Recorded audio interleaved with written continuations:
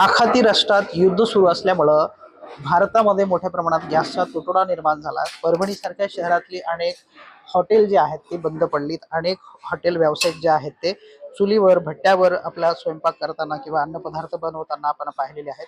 मागच्या अनेक दिवसापासून या सगळ्या समस्येला जे आहे ते नागरिकांना समस्येला फेस करावं लागतंय। आणि ही जी सगळी समस्या आहे ते असं ठिकाण आहे परभणीतलं ज्ञानसाधना प्रतिष्ठानमध्ये जवळपास 3000 लोकांचा एका वेळेस म्हणजे दिवसाच्या 3 वेळेस नाश्ता जेवण दुपारचं आणि सायंकाळचं असं 9000 लोकांचा स्वयंपाक जे आहे ते गॅस शिवाय अशा पद्धतीनं मोठ्या प्रमाणात जो आहे तो होत असतो। हे सगळं देशी जुगाड जे आहे ते अत्यंत कमी खर्चामध्ये बनवण्यात आलंय। याच्यासाठी कुठलाही गॅस वापरला जात नाही आणि अत्यल्प खर्चामध्ये जे आहे हे सगळा व्यवसाय हा सगळं अन्नपदार्थ जे बनवण्याचं काम आहे ते सुरू आहे। आपल्यासोबत ज्ञानसाधना प्रतिष्ठानचे संचालक प्राध्यापक किरण सोनटके सर आहेत। तर हे सगळं जो तुम्ही शिवम चूल जे बनवली हा जो देशी जुगाड आहे हा नेमकी ही कन्सेप्ट कशी आली आणि एकूण किती खर्च लागतो आणि कशी बचत होते?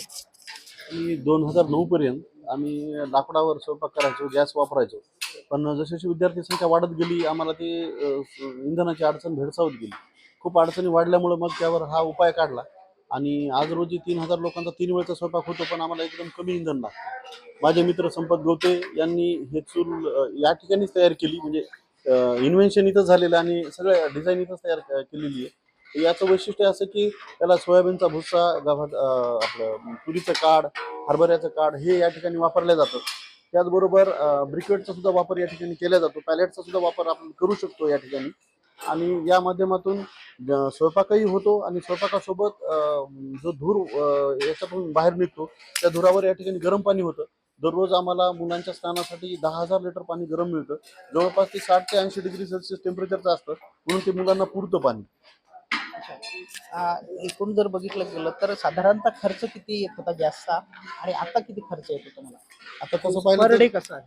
तसं कॅल्क्युलेशन केलं आपण तर एक 9000 लोकांचा जर स्वयंपाक आपण तयार करायचा म्हणलं आज रोजी आणि 10,000 लिटर पाणी गरम करायचं म्हणलं, एक जवळपास 25,000 ते 26,000 रुपये आपल्याला खर्च येतो पर डे। आमचा सध्या तो खर्च अक्षरशः 3600 रुपयामध्ये, म्हणजे आम्हाला एक ते दीड सव्वा क्विंटल पर्यंतच आम्हाला ते हे लागतं, भुसा लागतो आणि त्याची किंमत आता फक्त 3600 रुपये आहे। तेवढं म्हणजे 3500 रुपयामध्ये आमचा दररोजचा स्वयंपाक तयार होतो। तसं पाहिलं तर एक किती कॅल्क्युलेशन कमी जास्त केले, एक 22,000 रुपयाचा पर डे आमचा या ठिकाणी फायदा होतो। साधारणतः 22,000 रुपयाचा सगळा हे सगळं देशी जुगाड केल्यामुळे जे आहे ते खर्च वाचतोय। साधारण किती लोक इथे काम करतात आणि किती विद्यार्थी इथे निवासी आहेत? आमच्याकडं किचनमध्ये 104 लोकांचा स्टाफ आहे। यामध्ये एक 44 महिला ज्या आहेत त्या शिफ्टमध्ये काम करतात, म्हणजे चपातीसाठी सकाळची शिफ्ट असते, वेगळ्या महिला असतात आणि दुपारच्या शिफ्टमध्ये वेगळ्या महिला असतात। आणि जवळपास आमच्याकडे या ठिकाणी 2500 मुलं आहेत आणि 500 कर्मचारी आहेत। या सगळ्यांचा म्हणून 3000 लोकांचा स्वयंपाक या ठिकाणी दररोज केला जातो। सध्या सगळीकडे गॅसचा तुटवडा भासतोय, त्यांच्यावर काय परिणाम झाला? हा, आम्ही गॅस वापरतच नाहीत, त्यामुळे परिणाम व्हायचा काही विषयच नाही। उलट आम्हाला खूप चांगलं वाटलं की बाबा आज जर आम्ही गॅसवर डिपेंड असलो असतो तर आम्हाला सगळ्या मुलांना सुट्ट्या द्याव्या लागल्या असत्या, आम्हाला दुसऱ्याकडे कुठला पर्याय राहिला नसता। आणि दुसरी महत्त्वाची गोष्ट की आज अडचण तर भागलीच, पण सगळ्यात महत्त्वाची गोष्ट लाकूड तोड होत नाहीये आणि गॅसही वापरत नाही, यामुळे पर्यावरणाचा ऱ्हास जो होतो तो थांबलाय। म्हणजे ही इको फ्रेंडली चूल आहे, जे शेतकरी शेतामध्ये अक्षरशः वाया जातो जो भुसा, तो भुसा आपण या ठिकाणी वापरतो आणि यामुळे पर्यावरणाचं संवर्धन होतं। दूर सुद्धा पण दिसत नाहीये, ते काय टेक्निक? धूर अजिबात होत नाही। यामध्ये काय केलेलं की जेव्हा चपाती भाजल्यानंतर जो उर्वरित ज्या ठिकाणी धूर उरतो त्या ठिकाणी आपण एक चिमणी बसवलेली आहे। अगोदर चिमणी बसवली होती, नंतर ती चिमणी गरम व्हायला लागली म्हणून चिमणीच्या ठिकाणी आपण त्या ठिकाणी एक छोटासा वॉटर हीटर बसवला। तर त्या जे वाया जात होता धूर, त्या धुरावर सुद्धा त्या ठिकाणी धुराचं टेम्परेचर वापरून पाणी गरम होतं आणि मग त्यातून उरलेला धूर मग वरती जातो। आणखीन काही टेक्निक आहे ज्या अत्यंत आधुनिक टेक्निक आहेत की ही सगळी चूल जी आहे ते कशा पद्धतीनं गरम होऊ नये आणि ॲट अ टाइम जर बघितलं तर इकडं भाजी होते आणि याच्यावर जो काही इथं गरम वाफ तयार होते त्याच आहारावर तिकडे सगळ्या पोळ्या ज्या आहेत त्या चपात्या ज्या आहेत त्या शेकल्या जातात। हे सगळं आधुनिक पद्धतीनं सगळं काम होतंय आणि बघितलं गेलं तर हे इथून सगळं जे आहे ते या चुलीला अशा पद्धतीनं संपूर्ण भुसा आणि पुरवला जातो बिकेट आणि त्याच्या बाजूला सगळा हे जे आपण जाळ बघतो याचीच पलीकडे वाफ जाते। त्या चिमणीकडे वाफ जात असताना तिकडे जे आहे ते पोळ्या बनवण्यासाठी तवा बनवण्यात आला आहे. आणि इथं जर बघितलं तर इथून त्याला विद्युत विद्युत मोटरच्या सहाय्याने जे आहे ते हवा सुद्धा पुरवली जाते. विशेषतः ही कमी जास्त करता येते. वेगवेगळ्या मंद आशेवर जर काही आपल्याला तयार करायचं असेल तर ते सुद्धा पदार्थ तयार केले जातात. हे सगळं जुगाड कसं तयार केलंय, या सगळ्या मागचा जो सगळं जे काम केलंय ते आपल्यासोबत या संदर्भात माहिती देण्यासाठी इंजिनियर संपत गवते सर आहेत. सर, हे सगळा जो जुगाड बनवला शिवम चूलचा, तो कशा पद्धतीचा आहे, थोडासा आम्हाला हे सविस्तर सांगा की कशा पद्धतीने हे सगळं चालतं. सुरुवातीला शाळेमध्ये धूर विरहित चूल करण्याचा आम्ही प्रयत्न केला होता. परंतु धूर विरहित चूल करण्यासाठी माझ्या क्षेत्रातला बॉयलर आणि इंजिनिअरिंग क्षेत्रातला उत्कृष्ट तंत्रज्ञानाचा वापर करून आपण काय करू शकतो त्याचा विचार करून आम्ही बऱ्याच प्रयोगांती हे तयार केलेली चूल आहे. की धूर धूर तर होतच नाही, पण धुराच्या शिवाय याचे इतर खूप फायदे आहेत.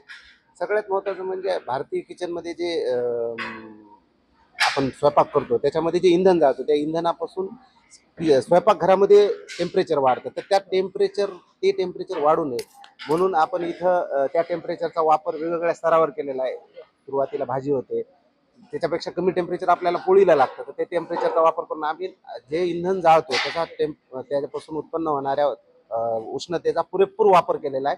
आणि त्यामुळं इंधनाची बचत झाली. दुसरी गोष्ट धूरविरहित झालं. आणि तिसरी सगळ्यात महत्त्वाची गोष्ट म्हणजे प्रदूषण नियंत्रण झालं. याच्यापासून लाकूड तोड वाचली. आपण परकीय इंधनापासून ह्याच्यापासून मुक्तता मिळाली. आणि ह्याच्यापासून जो काडी कचरा जाळतो त्याच्यापासून काही शेतकऱ्यांना याच्यातला काही हिस्सा पैशाचा ते शेतकऱ्यांच्या खिशात जातो. हाही याच्यातला एक फायदा आहे. धोका सुद्धा पण जे गॅस स्फोट होतात किंवा डिझेल चूल असेल स्फोट, आता हे सगळं इकडे मेगा किचन किंवा जे इथं मोठ्या प्रमाणात स्वयंपाक होतो तर तिथं गॅस वापरणं हे थोडंसं धोकादायक आहे. कारण मानवी चुकामुळे काही होऊ शकतात अपघात. गॅस ओपन राहिला काही झालं तर हे अपघात विरहित चूल आहे. कुठल्याही प्रकारचा 15 वर्षामध्ये इथंही अपघात इथे झालेला नाही. कुठल्याही माणसाला टेम्परेचर कसं मेंटेन केलं. टेम्परेचर इथं जर आता खूप मोठ्या प्रमाणात स्वयंपाक तयार होतो, इथली जे एवढे सगळे कर्मचारी काम करतात, टेम्परेचर कसं केलं. टेम्परेचर पासून वाचण्यासाठी किंवा इथं जे उत्पन्न हे आता इथं आपण इथं टेम्परेचर तयार होतं. ह्या चुलीमध्ये जवळपास 600 डिग्री टेम्परेचर तयार होतं. 600 डिग्री टेम्परेचर तयार झाल्यानंतर ह्या आजूबाजूच्या स्वयंपाक करणाऱ्या माणसांना याचा बाधा होऊ नये म्हणून आपण टेम्परेचर ट्रान्सफर होणारी जी ग्लास वूल नावाचा एक प्रकार असतो इंडस्ट्रीमध्ये, ग्लास वूल वापरलं. त्याच्यानंतर आता नवीन याच्यामध्ये फायबर वूल पण वापरतो आपण. आणि त्याच्यामुळे टेम्परेचर ट्रान्सफर होत नाही इथल्या बाजूच्या लोकांपर्यंत. आणि हे सगळं टेम्परेचर फक्त स्वयंपाकालाच लागतं. हा याचा महत्त्व. आता हे सगळं गरम होत आहे, तर मग हे कसं बनवलंय खाली, किंवा हा पत्रा काय आहे ज्याच्यामुळे हा पत्रा इथे स्वयंपाक होतो. तर स्वयंपाक झाल्यानंतर कधीतरी याचे स्वयंपाकाचे तुकडे किंवा आपण ज्याला खरकट म्हणतो ते खरकट उडून घाण होऊ नये म्हणून याला आपण ॲल्युमिनियमचा पत्रा बसवलाय. जो की आपण साबण लावून भांडे घासण्याची त्याला साफ करू शकू रोजच्या रोज स्वच्छता राहण्यासाठी. त्याच्यानंतर जास्त टेम्परेचरमुळे इथल्या काही इन्स्ट्रुमेंटला बाधा होऊ नये म्हणून याला त्या पद्धतीने आपण ते डिझाईन तयार केलं. कच्चं लोखंड वापरलं हे सगळं. कच्चं नाही, त्याला कास्ट आयर्न म्हणतात ह्याच्यामध्ये इंडस्ट्रीच्या भाषेमध्ये. कास्ट आयर्न हे जास्तीत जास्त टेम्परेचर सहन करू शकतं आणि त्याच्यामध्ये त्याला खराब होत नाही ते. आता हे आम्ही बसून 10 वर्ष झाले त्याला, अजूनही ह्याला काहीही झालेलं नाही. सगळं साहित्य आपल्याकडे मिळते का, कशा पद्धतीने हे कुठून आणलं होतं आणि काय. आता हे साहित्य सगळं आपला परभणी हा जो आहे तो ग्रामीण भाग आहे. इथं कुठल्याही प्रकारचं औद्योगिकरण नसल्यामुळे ह्याचं कुठलाही एकही वस्तू ह्याची इथं परभणीत मिळत नाही.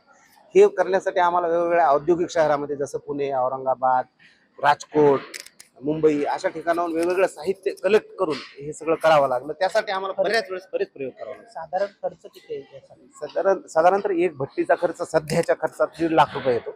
आणि इथं जे सगळं आपण बसवलंय हे मोठं सेटअप आहे. हे 3 भट्ट्या, 3 वॉटर हीटर आणि एक 10,000 लिटरचा वॉटर टँक, ज्याला की आपण पफ इन्स्युलेशन केलेलं आहे. जे टेम्परेचर दिवसभराचं पाणी गरम सकाळी वापरता यावं ह्याच्यासाठी जे इन्स्युलेशन केलेलं आहे याचा खर्च सगळा एक 12 लाखाच्या जवळपास आलेला आहे. इथं हे सगळं जे शिवम चूल आहे साधारणतः दिवसभरामध्ये 9,000 लोकांचा इथं स्वयंपाक होतो. विशेषतः हे कुठेही धोकादायक नाहीये आणि अत्यल्प खर्चामध्ये ही सगळी चूल जी आहे ते सुरू आहे.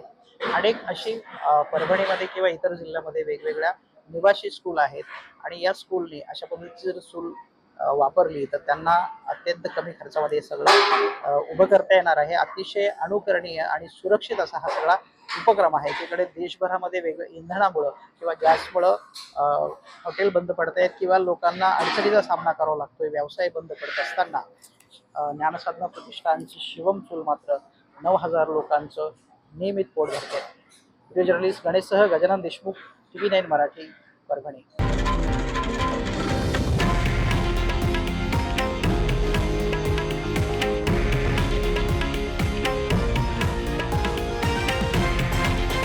हे आहे देशातील नंबर 1 न्यूज नेटवर्क आणि आपण पाहत आहात TV9 मराठी, एकमेव.